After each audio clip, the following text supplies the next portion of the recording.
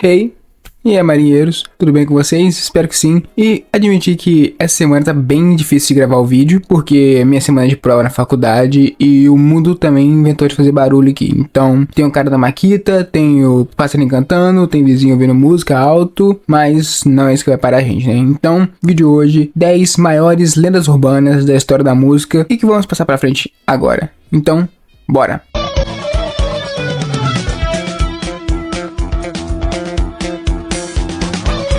E começar por um que não podia faltar, o rei do pop, Michael Jackson.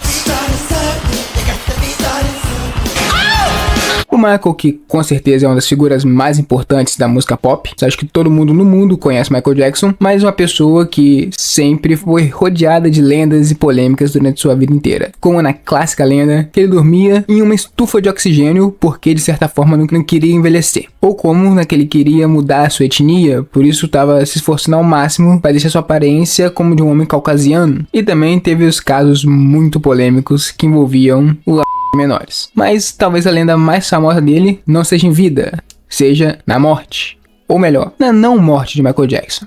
Em 2009, todos fomos pegos de surpresa quando ficamos sabendo que Michael Jackson havia morrido. Segundo os legistas que fizeram autópsia no corpo do Michael, a causa da morte dele foi parada cardíaca, por uma overdose acidental de Propofol. Mas sobre a não morte do Michael, por que essa teoria? Bom, para começar, uma figura importante nesse caso é o doutor pessoal do Michael, o Dr. Conrad Murray. Esse senhor aí conhecia o Michael já há bastante tempo e o acompanhava desde 2006. E dá pra imaginar que o Michael Jackson não ia escolher um qualquer para cuidar de sua família, certo? Mas tudo fica estranho quando você vê que o processo que ele realizou com o Michael, muitos consideram um tanto quanto amador. Como no caso da massagem cardíaca ser feito em cima da cama, quando os profissionais dizem que tem que ser numa superfície dura, a demora em chamar uma ambulância.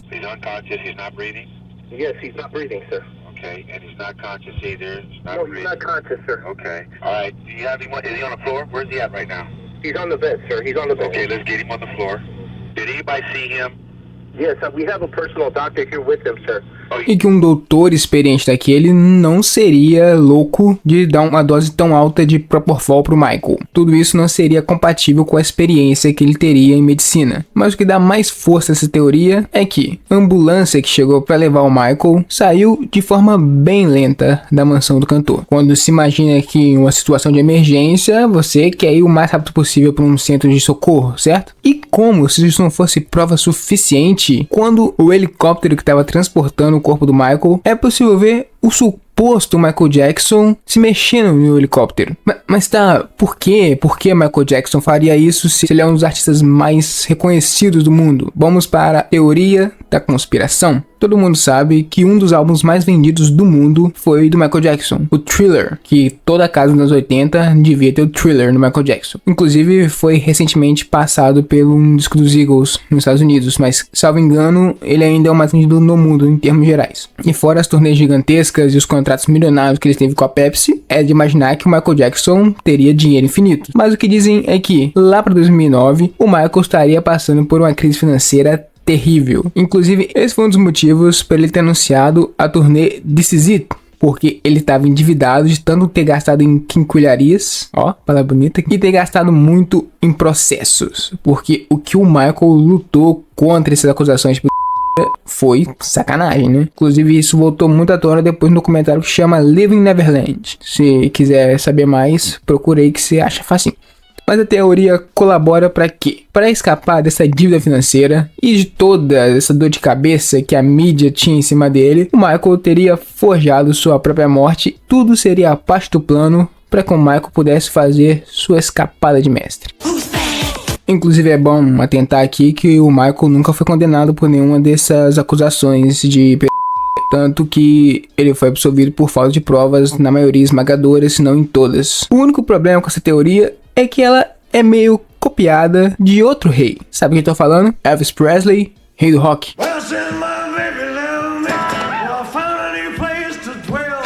o Elvis, que é outro dos artistas mais conhecidos do mundo. Pessoas que não ouviram uma música do Elvis sabem quem ele é porque é uma das imagens mais icônicas da cultura pop. Acho que a maioria deve saber que os últimos anos do Elvis foram meio punk. Ele tava muitos problemas físicos, já tava uma obesidade, tinha tido vários overdoses por algumas coisas que ele tomava, mas em 1977 ele viria a falecer, com a causa oficial sendo parada cardíaca de novo. E como ele foi a pessoa, não sei se foi ele que inaugurou, mas a mais famosa forjada de morte é de Elvis Presley. E tem gente que acredita de pé junto que ele tá vivo até hoje, mesmo tendo seus 88 anos, mais ou menos hoje em dia, já estaria com um pezinho na cova, basicamente, também, né? Então, e um dos casos mais famosos envolvendo o Elvis são as supostas aparições que ele teve. Tal como Michael Jackson, que tem várias supostas aparições no mundo, algumas pessoas relatam de pé junto terem visto Elvis Presley após 77. Essa teoria do Elvis estar viva, uma das principais figuras que divulgou ela, a escritora Gayle Brewer Giorgio. E a aparição mais famosa do Elvis aconteceu 3 anos depois de ele ter morrido, onde uma pessoa no aeroporto de Memphis avistou um cara que se parecia fisicamente com Elvis e se declarou como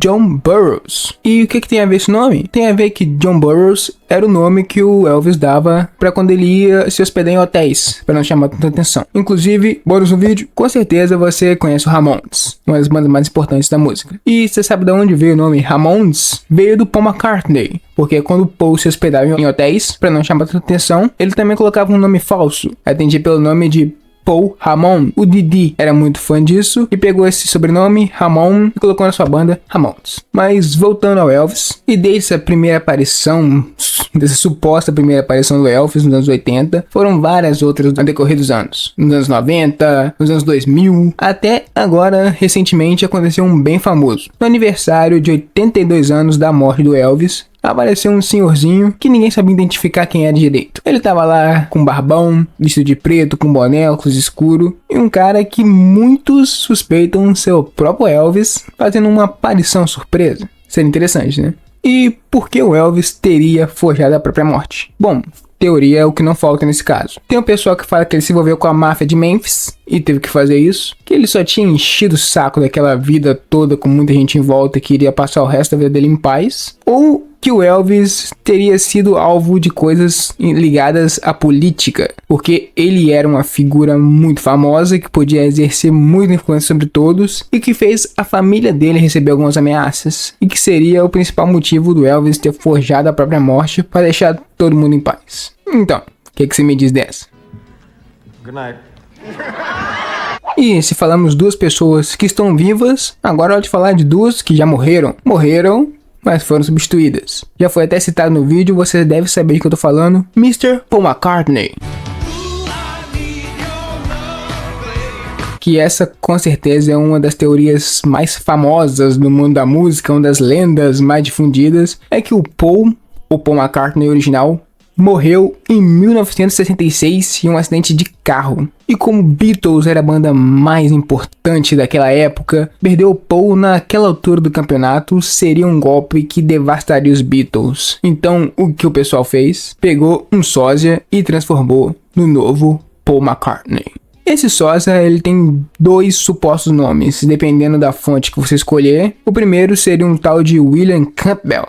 E o outro se chamaria Billy Shears. Você escolha o nome que mais lhe agradar. E esse Paul falso, esse sósia, teria passado por várias cirurgias plásticas para ficar mais fisicamente se parecendo com o Paul que teria morrido. Inclusive cirurgias plásticas que ficaram incríveis, profissionais muito capacitados que fizeram, nunca apareceram para pegar a autoria do trabalho, até porque não ficou perfeito. Porque dá para notar alguma diferença entre o original e o novo, como no queixo, no nariz e principalmente na estatura, porque um Paul seria mais alto e o outro mais baixo. Mas por mais que esse pessoal aí não acertou 100% na aparência, acertaram em cheio no talento, porque esse novo Paul é até melhor do que o original.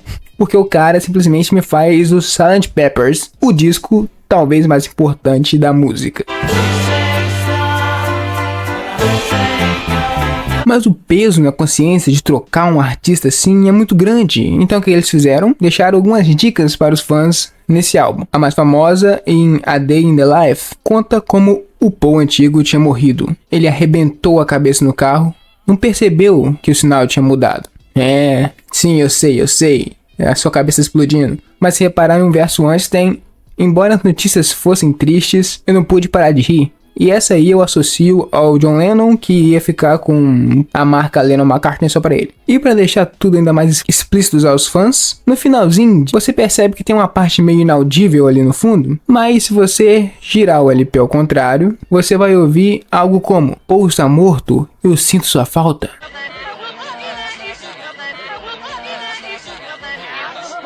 Tá aí o John se redimindo por rei do Paul quando ele morreu. E esse caso do Paul deu tão certo, todo mundo comprou tanto o novo Paul McCartney, que anos depois eles viriam repetir isso com outra pessoa, nossa queridíssima Avril Lavigne. Avril Lavigne ou Avril Lavigne? Eu não sei qual é a pronúncia correta, vou chamar Avril, tá? Tudo bem.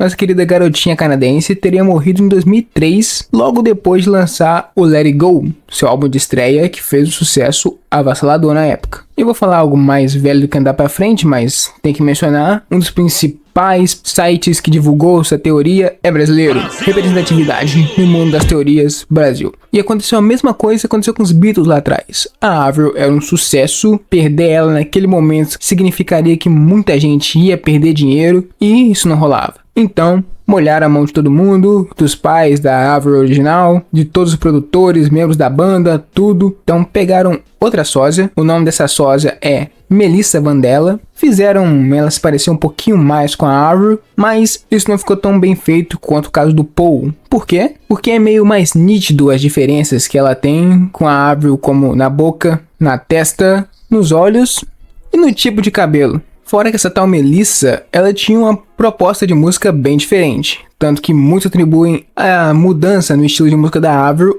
a isso. E é o que eu falei, a consciência pesa muito, então todo mundo tem que deixar uma dicasinha pros fãs pegarem, saca? Como no nome do álbum, que é Under My Skin. Ela está vivendo a Avril sobre a pele dela, entendeu? Você entendeu, velho? O que a gente sabe dessa tal Melissa, ou a Avril, é que ela não tem muito bom gosto pra homem, né? Porque casou com o cara do Nickelback, que aí, pô, errou no homem, errou no estilo musical. Mas eu não citei, mas a Avril teria morrido por decorrência coisas de depressão. Porque ela não teria aguentado todo o sucesso do primeiro disco e tudo que veio com ele. E acabou falecendo de um jeito estranho. Aí, cada lugar que você pesquisa, a morte veio de um jeito diferente. Mas o clima pesou, né? Então vamos voltar pra um tema mais leve. Acidente de carro. Isso de trocar cantor aconteceu aonde? Sim, aqui em terras tupiniquins, Brasil, com o nosso ídolo Wesley Safadão.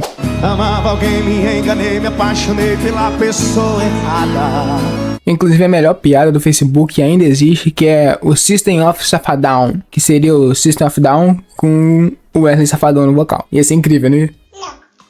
Na verdade mesmo, isso aconteceu na época que o Wesley ainda fazia parte de uma banda chamada Garota Safada. E se eu soubesse o que fazer pra tirar você da minha cabeça?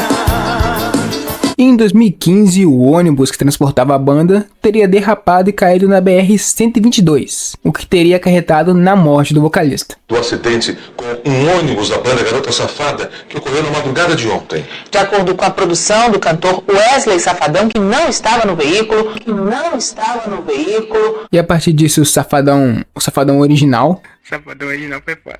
O Safadão teria morrido e um sósia teria assumido o lugar dele pra tocar as coisas da banda e não perder tanto dinheiro com contrato, com turnê e tudo mais. Inclusive tem uma galera que vai até um pouquinho mais além, dizendo que o Wesley só cortou o cabelo porque esse sósia não era tão parecido com o Safadão original por causa do cabelo longo, que era um pouco diferente do outro. Assim como o acidente que o Paul se envolveu, esse acidente do Safadão aconteceu de verdade. Inclusive o próprio Wesley veio a público falar que estava bem, que não tinha acontecido nada. Mas isso foi apenas uma estratégia para acostumar o povo a ver o sósia do Safadão ali. E já que a gente falou do Brasil, vamos continuar. Essa lenda, com certeza você deve ter ouvido, que o Kiss copiou os Secos e Molhados. E lá no fundo azul, na noite da floresta. É porque se você parar para ver direitinho a data de fundação de cada banda, sim, os Secos e Molhados veio um pouco antes. Isso ganhou mais força ainda quando Ney Matogrosso confirmou em entrevistas que o Kiss foi influenciado pelos Secos e Molhados. Na verdade, o Kiss estava influenciado por nós. E que em certo dia, um produtor convidou ele para tocar nos Estados Unidos, mas o som teria que ser mais pesado. E foram os caras lá no México, eles queriam me tirar dos Secos e Molhados e me levar para os Estados Unidos. Diziam o seguinte, é muito bom, mas tem que ter um som mais pesado. O que o Ney recusou. Isso tudo após verem uma foto dos Secos e Molhados todos com as caras pintadas. E tempos depois disso surgiu o Kiss, mas essa a gente pode afirmar com 100% de certeza que é mentira. Até porque todas as outras foram verdades, né? A grande verdade é que ninguém copiou ninguém. Porque, sim, os Secos e Molhados fizeram toda aquela performance, aquela visual único aqui no Brasil, mas Paul Stanley e Gene Simmons já pintavam o rosto no antigo projeto deles, Wicked Last, que já era de 1970. E antes disso, nosso querido Arthur Brown, ele já pintava o rosto também. Então, ninguém copiou ninguém. Então, e vamos entrar agora no tópico mortes bizarras. E lenda sobre isso é o que não falta na música. Você já deve ter ouvido essa música aqui.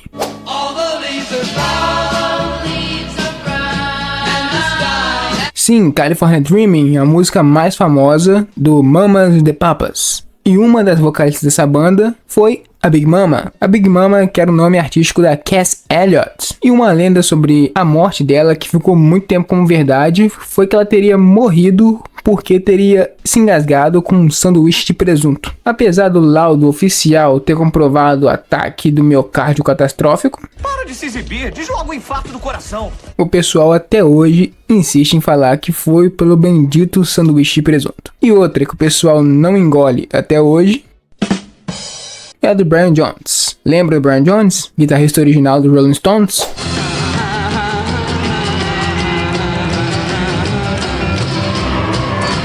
É um cara que tá meio esquecido nos últimos tempos, né? Mas, não tem como negar, foi um dos membros mais importantes do Rolling Stones naquele início. Tá, mas o que tem de mais na morte dele? O Brian Jones foi encontrado morto, afogado na piscina da casa dele. Mas, o que causou esse afogamento? Ele desmaiou?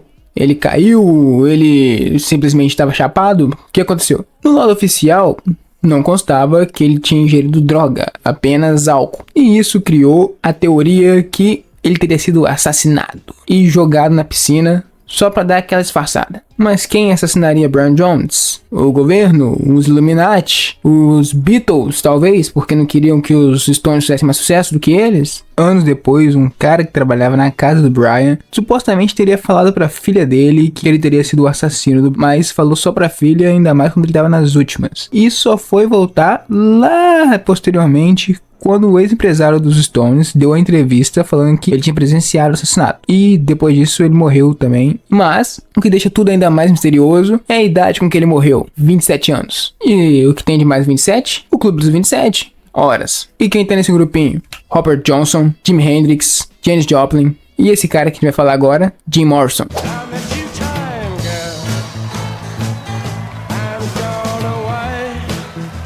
Mas não, eu não vou falar da morte de Morrison e nem da possível hipótese dele estar vivo. Vou falar de uma coisa que aconteceu lá em 1969, que é uma coisa extremamente bizarra. O Jim Morrison teria mostrado seu órgão para a plateia. E o que é estranho nisso é que C69 já tinha câmera até de certa qualidade.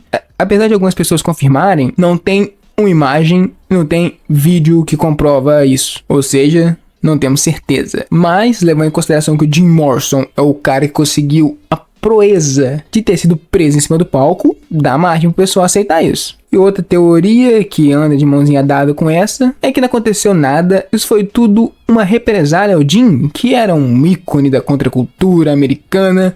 E quando veio aquela massa conservadora em cima dele, acabou sendo um dos fatores. Olá, Marilene!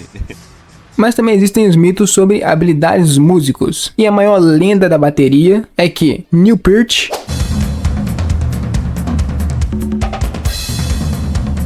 o batera do Rush, consegue segurar uma moeda na parede usando as baquetas. Muitos atribuem o começo da divulgação dessa lenda com o batera do Deep Purple, o Ian Pace. Durante o Live Aid, eles estariam conversando e esse assunto surgiu, mas não tem exatamente uma data ou quem começou com isso. Mas o mais aceito é que foi difundida pelo Ian Pace, mas esse é mito, tá? É mito. Só se você fizer uma maracutaia pra conseguir. E Vamos finalizar com a mais bizarra, né? A gente tá finalizando uma coisa muito leve, vamos finalizar com a coisa muito bizarra. Essa é lenda urbana mesmo. E envolve um cara loucão da música, Marilyn Manson.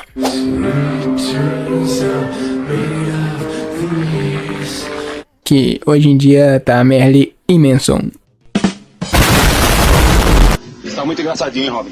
Antes do Marilyn acabar a carreira dele, era conhecido como um esquisitão. Um cara que fazia o rolê dele bizarro lá, fazia o cover de Sweet Dreams, era meio andrógeno, uma coisa meio estranha. Tinha alguns fãs e tudo mais, mas uma coisa que ele é muito lembrado é pela lenda de que ele teria mandado retirar uma de suas costelas para ele poder fazer bola gato nele mesmo. Pois é, lógica não tem. Mas como falem bem, falem mal, mas falem de mim, o Marilyn uma vez confirmou essa teoria. E só para alguns anos depois ele desmentiu, falando que, abre aspas, se eu realmente tivesse feito isso, eu estaria dando prazer a mim mesmo do que dando essa entrevista a você. Hoje em dia o Marilyn é mais famoso por ter participado de Sons of Anarchy ou pelas cagadas que ele fala, mas falando em cagada, vamos aproveitar e falar outra do Marilyn. Essa é meio estranha porque eu já ouvi a mesma lenda com vários artistas diferentes. Que tal pessoa fez isso, outra pessoa fez isso, mas eu ouvi com o do Marilyn. Que ele teria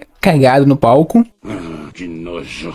Jogado a merda no baterista, e outros dizem que ele comeu a merda. E outros falam que foi o baterista que cagou e o Marilyn comeu e jogou no baterista. É estranho. Dependendo de quem te contar essa lenda, ela vai vir com uma versão diferente ou com um artista diferente. Inclusive, só pra finalizar, não é uma teoria nem uma lenda, mas mais um questionamento. Sobre essa coisa de defecar no palco, uma vez eu estava vendo uma live que o Paulo Barão falou que em Barcelona ele viu Frank Zappa fazer isso. Mas o tchan aqui, eu sou tiete do Zappa, eu sou fã incondicional do Frank Zappa e eu nunca li nem vi nada sobre isso. Todas as vezes que o Zappa foi em Barcelona, ninguém falou nada, os músicos que tocaram com ele naquela turnê não falaram nada, nunca vi ninguém citar isso na internet, em livros, não. Então não sei se o Paulo se confundiu, o artista confundiu data, porque ele não falou o ano, mas é isso aí. Você acha que essa do Zappa, que a gente deixa em aberto, é verdade ou não?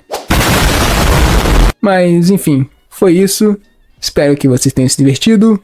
Muito obrigado pela atenção de todos e pelos inscritos. Então é isso. Caímos na armadilha. Não tem como escapar. Fiquem bem.